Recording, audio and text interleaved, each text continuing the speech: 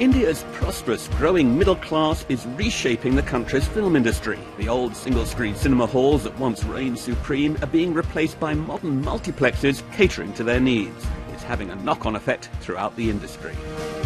The number of screens are expanding. The audience is growing for Hindi films, for Bollywood films within the country. As a result, the industry has really grown horizontally as well.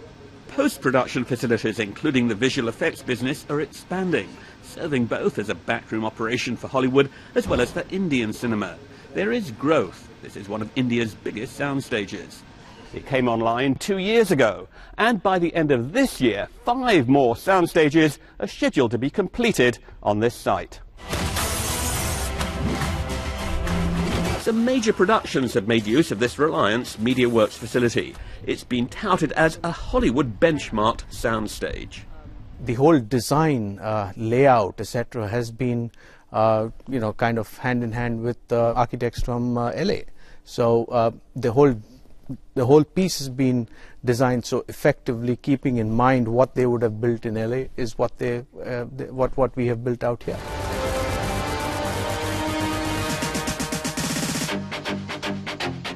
This studio complex has so far been catering to Indian productions. They would like to get international business. One of India's biggest stars thinks the country's film industry needs to operate with a more international mindset. Somehow, we don't think of it as an international business. You have motorcycle companies which are selling motorcycles internationally. You have Hyundai, which has one of the second or third largest plant here in the world or in Asia. And they're all doing it from here because the services were made through the industrial ministry or whatever. But somehow for films we still don't have that belief that this is an industry which can go international.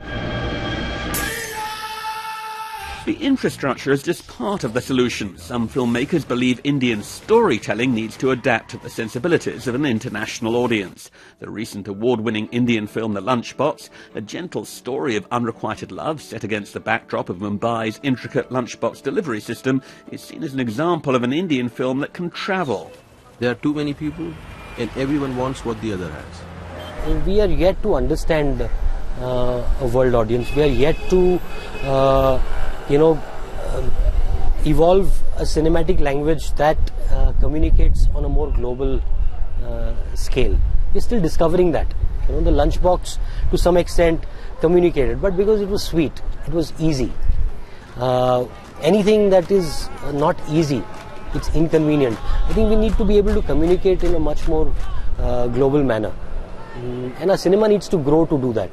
What's emerging through these efforts to serve an international and multiplex audience is movie making that targets a middle-class audience. One of the country's top screenwriters believes a whole swath of Indians is being left out by today's films. That's one of the regrets that I have, that our films are not relating very well to people who are not a part of the middle class, or who do not have access to theatres, or who do not have a whole lot of buying power. We are not telling stories about them. We are not telling stories to them. They are pretty much becoming irrelevant to the Indian film industry. So the growth, restructuring and realignment that's been taking place in Bollywood can bring great financial advantages and yield glossy cinema.